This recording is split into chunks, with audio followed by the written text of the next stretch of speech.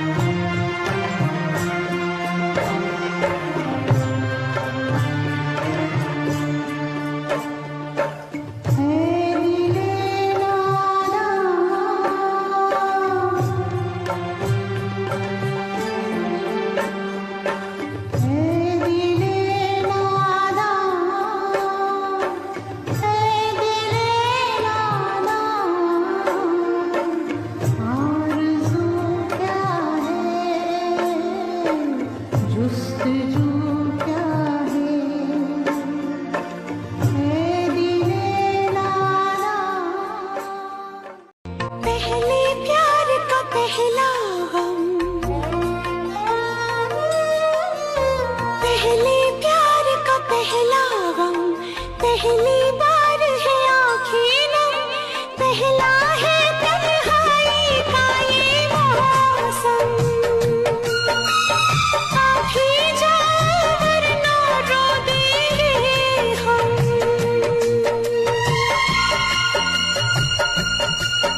अब उन्होंने मना किया है कि बहू बेटियों की सीसीटीवी फुटेज नहीं दिखा सकते, तो बेटे और दामादों की दिखा दे।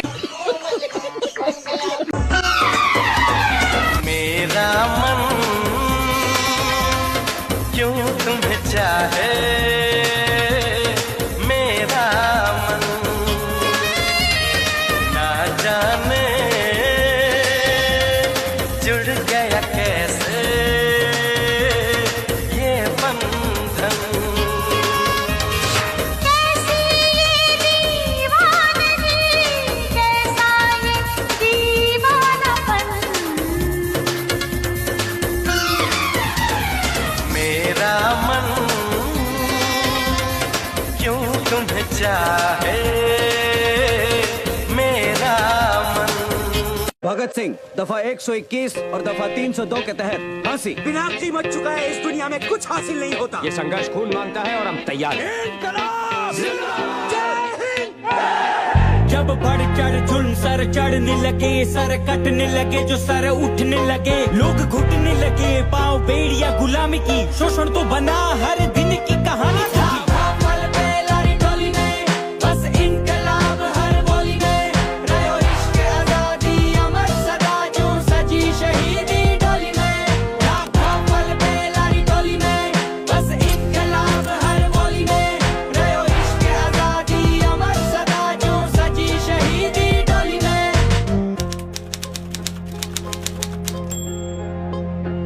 केवल रोड और ब्रिजेस बनाने से विकास नहीं होता। आप लोग आइसक्रीम खाते हो, आइसक्रीम खाने का जो चमचा था वो भी चाइना से इंपोर्ट हो रहा था।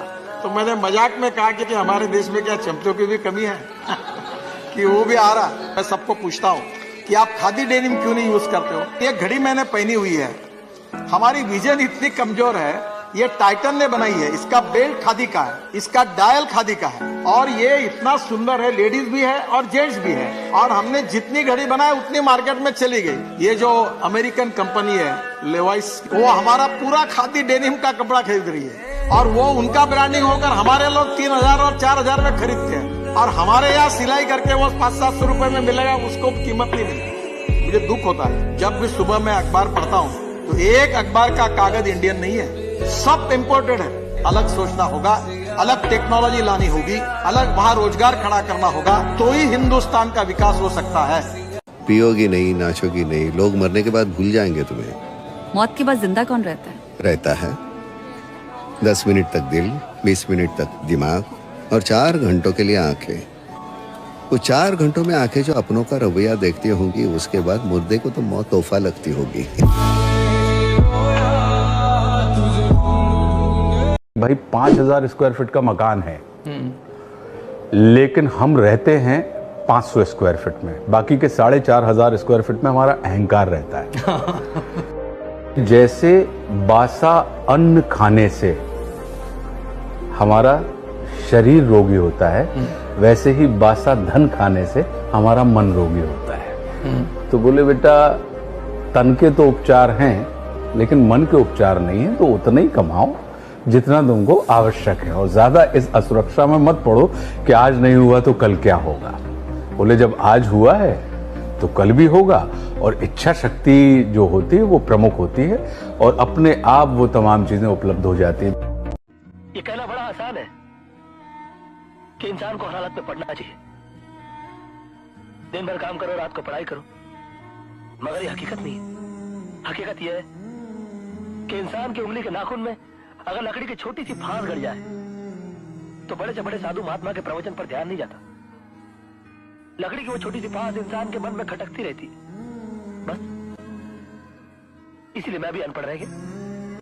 Mr. Trump believes, and the people around him have told him, that the easy H-1B has meant that a lot of Americans who deserve a higher salary from the same companies are being bypassed by Indians who will accept a lower salary. So an Indian techie who comes and works for $60,000 a year is taking away, according to Mr. Trump's supporters, jobs from an American who would not work for less than, let's say, $85,000 or $90,000 a year, for argument's sake.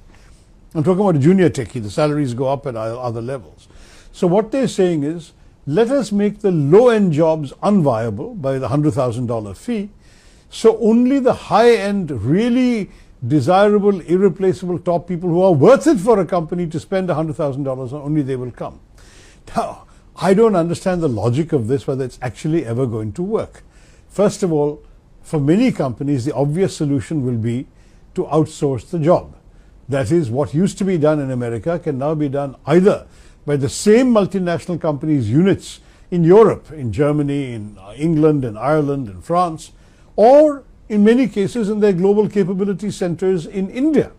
So that in fact the same Indian techies may now be working for the same money in India rather than working in America. So the visa will no longer be required. The challenge will be in the short term for the Indian companies that would take on a contract to do a job, whether it's for an American state government, a big American company, a hospital, whatever it may be, and fulfill that contract by sending their people from India on H-1B visas. That will now become unviable. So many of those contracts will either need to be revised or will no longer be feasible for Indian companies to bid, because we cannot pay $100,000 per person to go off and do a contract which is actually a low-end contract.